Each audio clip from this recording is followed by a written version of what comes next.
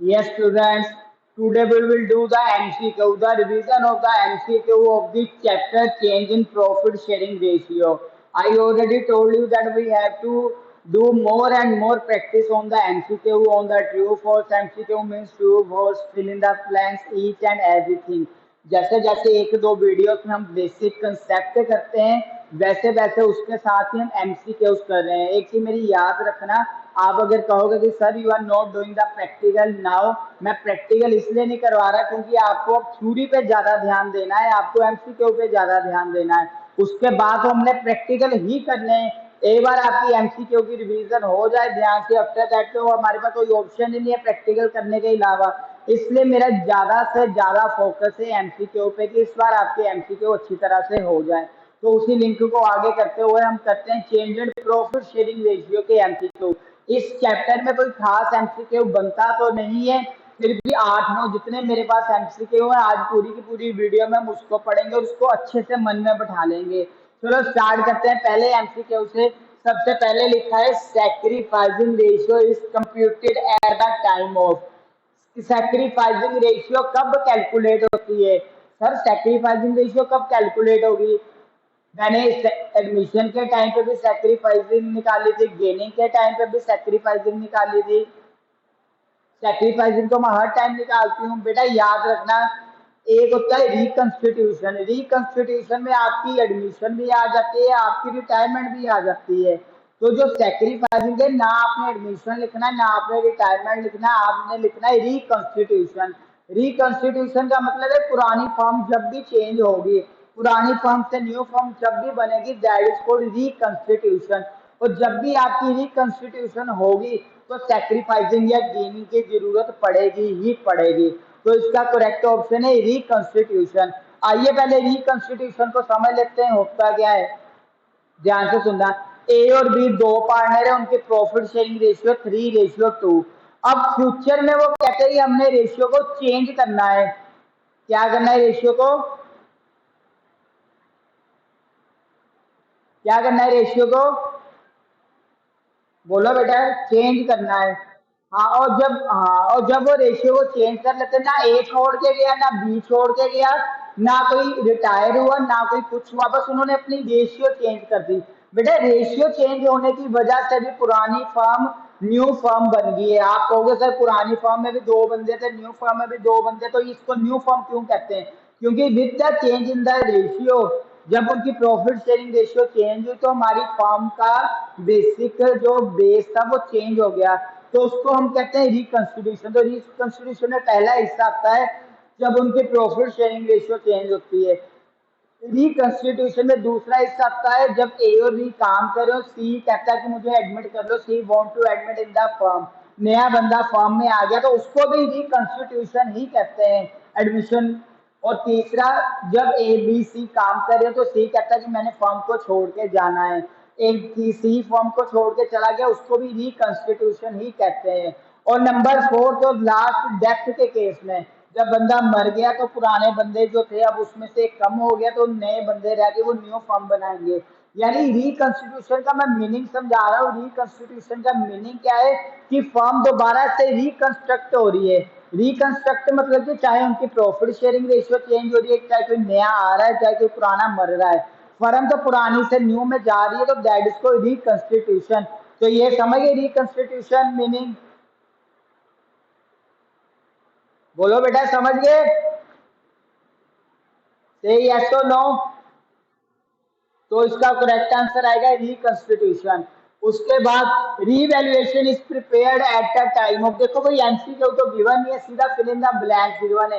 Revaluation account कब बनाते हो? आपने एडमिशन भी पढ़ा है, आपने रिटायरमेंट भी पढ़ा है, आपने डेथ भी पढ़ा है, आपने P and L appropriation account भी पढ़ा है। अक्षिता कमन टेल मी, रीवैल्यूएशन अकाउंट कब बनाते हो? कौन से चैप्टर में रीवैल्यूएशन अकाउंट बनाया था? बाकी भी बताओ बच्चे हैं। कौन से? एडमिशन में। तो यहाँ पे आएगा एडमिशन ऑफ ए पार्टनर। क्यों रिटायरमेंट ने नहीं बनाया हमने रिवैल्यूएशन अकाउंट?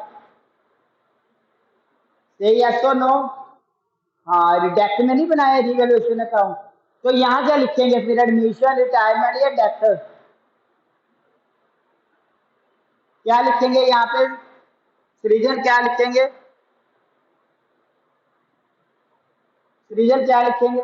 हाँ बच्चे, रिकंस्टिट्यूशन, वेरी गुड। यही तो मैं आपको समझा रहा हूँ कि एडमिशन में भी रीवैल्यूएशन बनता है, रिटायरमेंट डेथ में भी रीवैल्यूएशन बनता है। तो हमने वो चीज ही लिखनी, रीवैल्यूएशन किसमें बनता है? रिकंस्टिट्यूशन में, कि जब भी फॉर्म को रिकंस्ट्रक्ट किया जाता है, रिकॉन्स्टिट्यूट किया जाता है, रिकॉन्स्टिट्यूट उसकी बेसिक जो बेसिक जो पावर होती है उसको थोड़ा सा उसमें चेंज कर दिया जाता है, दैट इसको रिकंस्टिट्यूशन। और जब भी रिकंस्टिट्यूशन होगी, चाहे वो एडमिशन की, चाहे वो रिटायरमेंट में, उसके रिवैल्यूएशन अकाउंट बनना कंपलसरी है। तो दूसरे का आंसर है रिकंस्ट्रक्शन, रिकंस्टिट्यूशन। ठीक है बच्चे, बच्चे बहुत गलती करते हैं यहाँ पे। कोई बच्चे बेटा एडमिशन में नंबर नहीं मिल रहा है, आप एडमिशन लिख के आओगे, नंबर नहीं मिलना, मैं फिर कह रहा हूँ अगर आप लिखोगे एडमिशन ऑफ द पार्टनर तो वो गलत हो जाएगा, क्योंकि रिटायरमेंट में भी तो बनता है।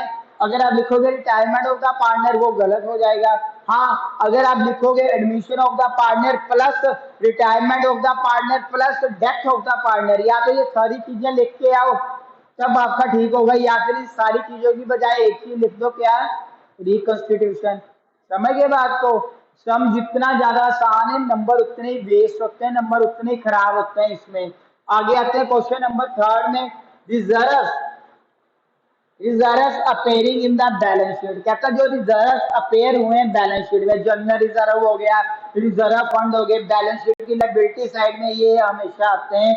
Appear in the balance sheet is distributed among the partner in dash ratio. जो रिजर्व वगैरह होते हैं वो पार्टनर्स में डिस्ट्रीब्यूट होते हैं, हमें पता है कि पार्टनर में डिस्ट्रीब्यूट होते हैं। रिजर्व की दो ट्रीटमेंट होती है, पिछली वाली वीडियो में, कल वाली वीडियो में हमने पढ़ा था। रिजर्व की दो ट्रीटमेंट होती है, कौन कौन सी होती है? दो ट्रीटमेंट बता सकते हो? कौन कौन सी होती है दो ट्रीटमेंट? रिजर्व की दो ट्रीटमेंट होती है। हाँ, या तो उसको, या नंबर वन, या तो उसको डिस्ट्रीब्यूट किया जाता है, नंबर सेकंड या तो उसकी एडजस्टमेंट एंट्री होती है। जब उसकी एडजस्टमेंट एंट्री करनी हो रिजर्व वगैरह की, तो वो हम करते हैं गेनिंग और सेक्रीफाइसिंग रेशियो में। लेकिन जब हम उसको डिस्ट्रीब्यूट करते हैं तो किस रेशियो में डिस्ट्रीब्यूट करते हैं? Very good, old profit sharing ratio.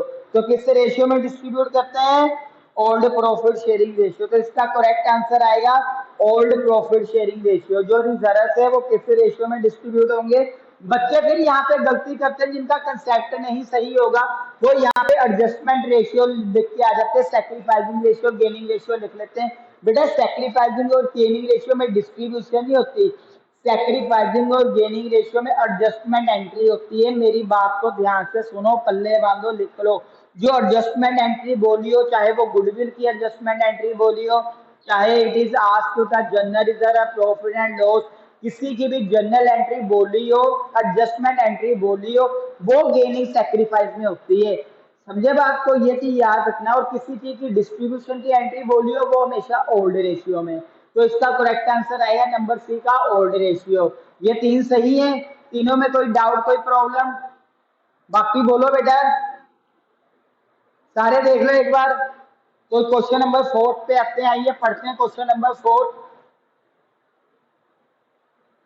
Gaining ratio is always equal to sacrificing ratio. जो गेनिंग रेशियो है वो हमेशा सैक्रिफाइसिंग के इक्वल आती है। अगेन कॉम्प्लिकेटेड, कॉम्प्लिकेटेड है, ध्यान से सोच रहे। तुम ना सीधा फोर्स बोल देते, थोड़ा सोचते नहीं। हो सकता है तुम्हारा आंसर सही या गलत हो, मैं ये नहीं कह रहा, लेकिन थोड़ा सोचो तो सही। गेनिंग रेशियो सैक्रिफाइसिंग के इक्वल नहीं आती। मैंने आपको बोला नहीं हुआ कि जो गेनिंग होगी वो हमेशा सैक्रिफाइसिंग के इक्वल आएगी? बच्चे ट्रू या फॉल्स नहीं मैं अभी कह रहा, I am not saying this is the true और फॉल्स।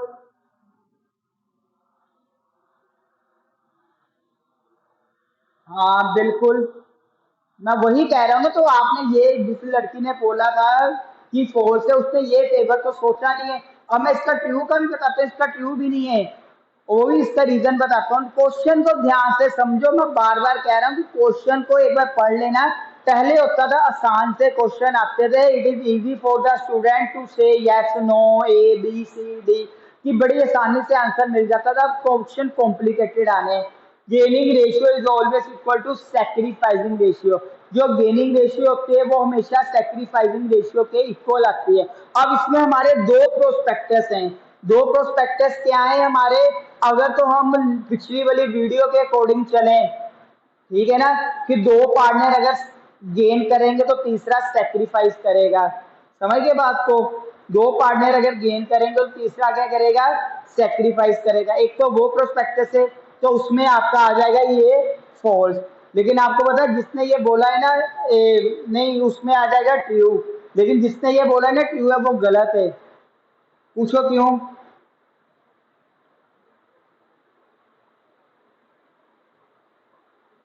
पूछो बेटा, बाकी पूछो जिन्होंने बोला था ट्रू। क्योंकि आपने तो वहां पे बोल दिया था कि सर दो बंदे जब गेन करेंगे तो उसके इक्वल आएगा, तीसरा सेक्रीफाइसिंग। बेटा लेकिन वो रेशियो नहीं थी, वो गेनिंग और सेक्रीफाइसिंग कैपिटल अकाउंट की डिस्ट्रीब्यूशन थी। वो कौन सी डिस्ट्रीब्यूशन थी? गेनिंग और sacrificing. Gaining partner account debit to sacrificing. उसकी बेसिक एंट्री याद है?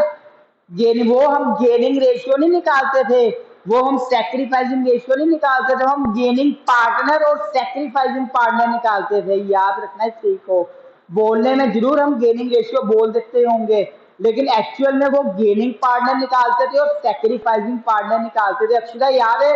फिर हम एंट्री करते थे gaining partner capital account debit to sacrificing partner. याद है? हाँ, अगर नहीं याद तो मेरी पिछली वीडियो देख लेना, वे सब मिल जाएगा। तो अब बताओ इसका आंसर ट्रू आएगा फॉल्स आएगा?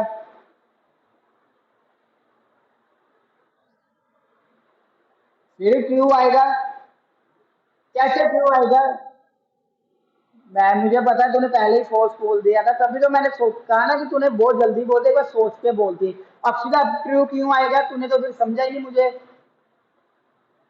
मैं कह तो रहा हूँ बेटा, जो आपने लास्ट वीडियो में मेरे से समझा था, कल मेरे से समझा था, वो गेनिंग पार्टनर था। गेनिंग पार्टनर हमेशा सेक्रीफाइसिंग पार्टनर के इक्वल आते हैं। और यहाँ पे बोला हुआ कि gaining ratio is always equal. Always पूछा है, गेनिंग रेशियो कभी भी हो सकता है इक्वल आ जाए, लेकिन हमेशा कभी भी इक्वल नहीं आती। ऑलवेज इक्वल टू, कभी भी हमेशा नहीं इक्वल होती। ठीक है? वो जो आपने कल पढ़ा था वो गेनिंग पार्टनर था। Gaining partner is always equal to the sacrificing partner. जो गेनिंग पार्टनर है वो सेक्रीफाइसिंग पार्टनर के इक्वल ही आएगा। लेकिन जो गेनिंग रेशियो है वो जरूरी नहीं है कि वो सेक्रीफाइसिंग रेशियो के इक्वल ही आए। समझे बात को? ये क्वेश्चन समझो तभी मैं आगे चलूंगा। सारे समझो ये क्वेश्चन को, तभी मैं आगे चलूंगा। क्वेश्चन नंबर 4, सारे यस बोलो।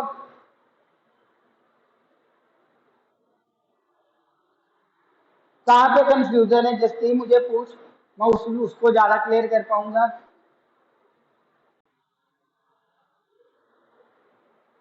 तूने क्वेश्चन पढ़ा है, ठीक है? Gaining ratio is always equal to sacrificing ratio. तो तू बेसिकली इसका आंसर क्या लिखेगा, ट्रू या फॉल्स?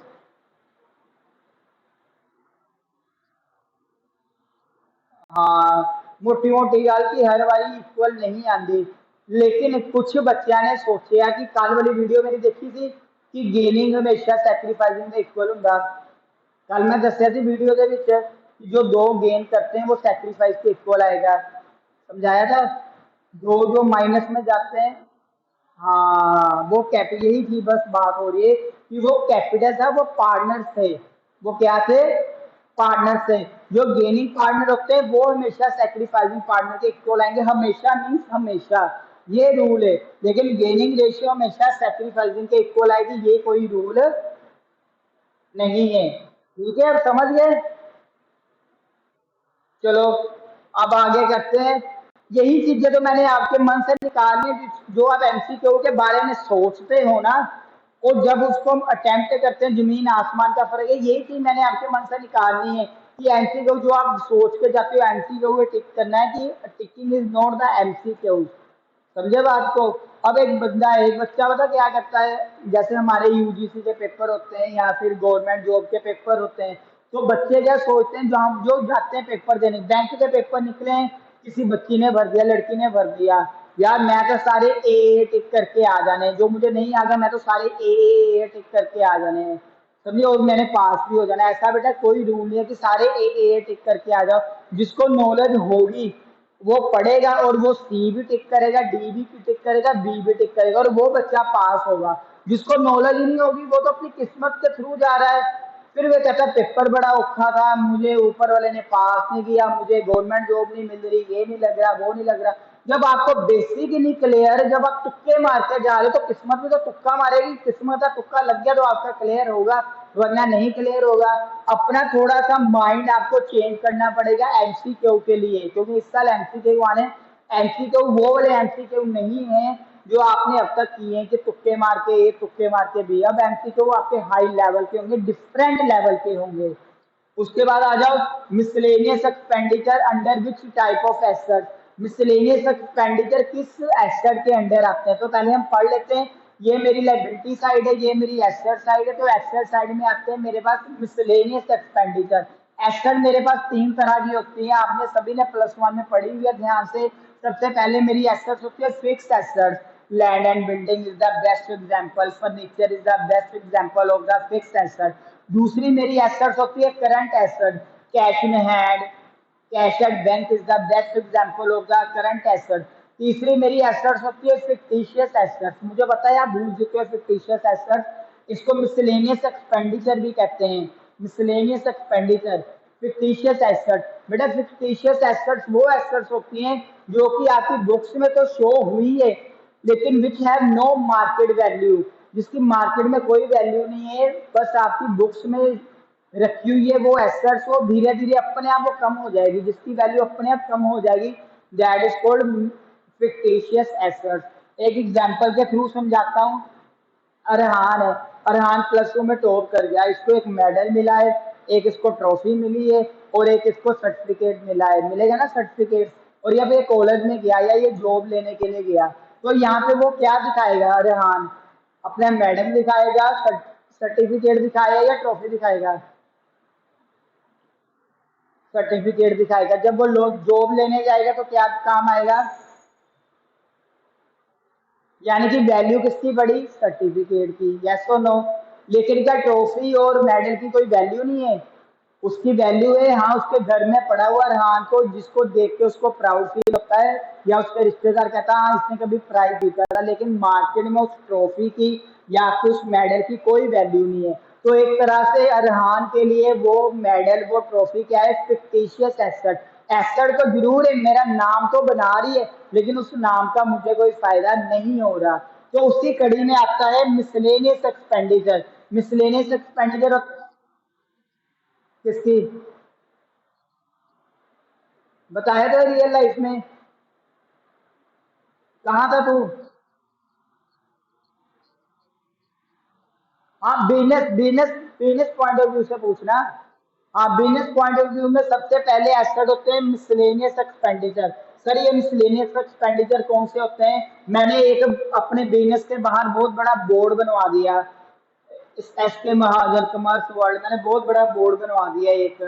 तो वो बोर्ड मेरे लिए मिसलेनियस एक्सपेंडिचर है। क्यों मिसलेनियस एक्सपेंडिचर है? कल को बोर्ड एसेट तो है, मेरा नाम तो बन गया, बैनर मैंने बनवाया, मेरा नाम तो बन गया, क्या मैं उसको मार्केट में सेल कर सकता हूँ? क्या मार्केट में कोई उसको खरीद पाएगा बैनर को? तो वो मेरा मिसलेनियस एक्सपेंडिचर है, यानी कि जो पैसा मैंने बैनर पे लगाया बिजनेसमैन ने नंबर 1, वो मेरा मिसलेनियस एक्सपेंडिचर है। समझे बात को? एडवर्टीजमेंट एक्सपेंडिचर, एडवर्टीजमेंट एक्सपेंडिचर वो भी मिसलेनियस एक्सपेंडिचर होता है। आप एडवर्टीजमेंट करते हो, आप एडवर्टीजमेंट कर रहे हो कि आपकी सेल बढ़ जाएगी लेकिन आने वाले सालों में, लेकिन बढ़ेगी या नहीं बढ़ेगी उसकी कोई, अब लाखों करोड़ों एडवर्टीजमेंट आते हैं, कब सबकी सेल बढ़ जाती है? तो एडवर्टीजमेंट एक्सपेंडिचर भी मेरा कौन सा होता है? फिक्टिशियस एसेट, वही मेरा मिसलेनियस एक्सपेंडिचर होता है। तो करेक्ट ऑप्शन क्या आएगी? करंट, फिक्स, फिक्टिशियस या नन ऑफ दिस? क्या आएगी सारे बोलो? Fictitious asset. क्योंकि अभी नाम से क्लियर है मिसलेनियस एक्सपेंडिचर वो वाले खर्चे, मिसलेनियस यानी नाम से क्लियर है वो वाले छोटे मोटे खर्चे जो कि बिजनेस को एसेट्स बनाने में काम करते हैं, लेकिन उनको फ्यूचर में अगर आप रीसेल वैल्यू की जाए तो उसकी कोई वैल्यू नहीं होती। समझ गए, मिसलेनियस एक्सपेंडिचर का केस। उसके बाद आता है next MCQ, profit and loss DR. DR का यहाँ पे मतलब है डेबिट बैलेंस, यहाँ पे डीआर का मतलब है डेबिट।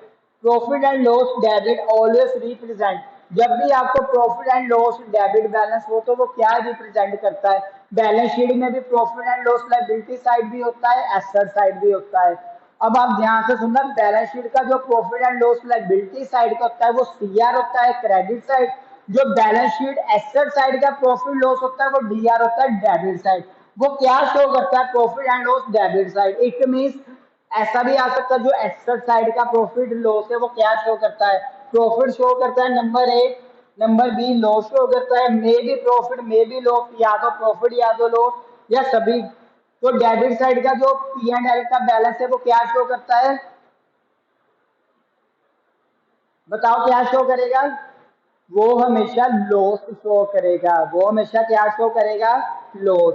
तभी मैंने बोला ना पी एंड एल का डेबिट बैलेंस या फिर जो एसेट साइड आपका प्रॉफिट एंड लॉस लिखा हुआ है वो, ये दोनों सेम होते हैं, ये हमेशा लॉस को रिप्रेजेंट करते हैं। किसको रिप्रेजेंट करते हैं, लॉस को। किसको रिप्रेजेंट करते हैं, लॉस को। बेटा आपको बोला हुआ जब 10 मिनट रह जाए मुझे बता दिया करो, समझ गया बेटा ये चीज, से यस और नो।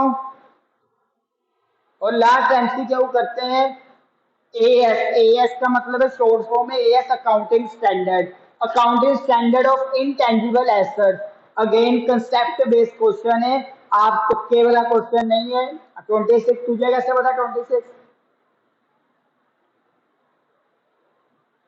एएस ऑफ, हाँ एएस ऑफ, बेटा अकाउंटिंग स्टैंडर्ड्स होते हैं, +1 में आपने चैप्टर नंबर 2 में पढ़े थे एएस। इतनी डिटेल में पढ़े नहीं थे क्योंकि इतना काम नहीं होता था, बीकॉम में इसको बहुत डिटेल में पढ़ोगे एएस, अकाउंटिंग स्टैंडर्ड्स। जो हमारे अकाउंटिंग स्टैंडर्ड्स होते हैं वो, जैसे कि अकाउंटिंग स्टैंडर्ड 2 कैश फ्लो का हो गया, ओ सॉरी डेप्रिसिएशन का हो गया, अकाउंटिंग स्टैंडर्ड 6 कैश फ्लो का हो गया। ऐसे ही आपने याद रखना है कि जो अकाउंटिंग स्टैंडर्ड इनटेंजिबल एसेट्स का है वो है 26। कौन सा है, 26। और अच्छा मुझे याद रहा, इसी के साथ एक और जुड़ जाता है, इसी ऑप्शन में से एक ऑप्शन है कि अकाउंटिंग स्टैंडर्ड ऑफ गुडविल। वो उस गुडविल का कौन सा अकाउंटिंग स्टैंडर्ड है, कौन बताएगा बच्चे, गुडविल का कौन सा अकाउंटिंग स्टैंडर्ड है,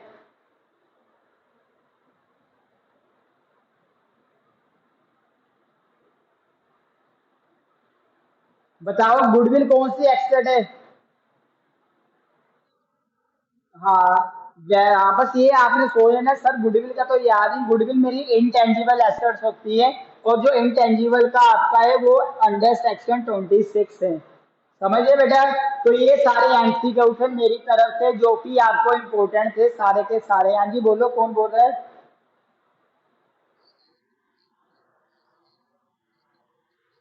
अकाउंटिंग स्टैंडर्ड बेटा एक तरह से अकाउंटिंग स्टैंडर्ड का बेस समझा देता हूँ।